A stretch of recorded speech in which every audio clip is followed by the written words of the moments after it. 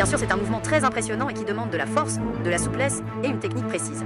Le mouvement que vous exécutez est un double coup de pied sauté ou une variation de ce que l'on pourrait appeler un ciseau ou chassé double dans les arts martiaux, notamment le taekwondo ou le karaté/kickboxing pour les coups de pied en hauteur.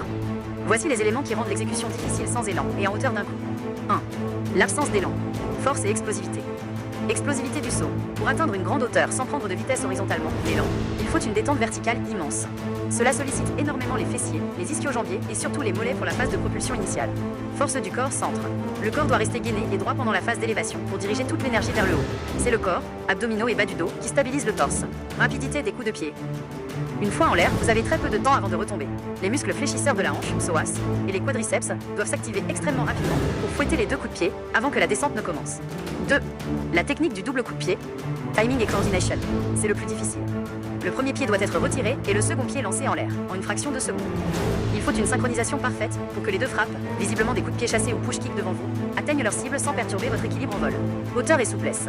Pour que les coups de pied montent en hauteur sans forcer et sans modifier votre posture de vol, une grande souplesse active, capacité à lever la jambe en utilisant uniquement ses muscles, des hanches et des ischio-jambiers est requise.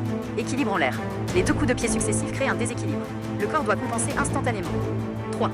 L'impact de l'élan manquant. L'élan horizontal vitesse est habituellement converti en élévation, hauteur dans les sauts de type ciseau. En l'absence d'élan, vous devez compenser cette énergie par une force et une puissance purement verticale, ce qui est beaucoup plus exigeant. En résumé, la difficulté réside dans la nécessité de générer une puissance maximale pour la détente, suivie d'une coordination ultra rapide et d'une grande souplesse, pour effectuer deux mouvements distincts en un temps de suspension minimal.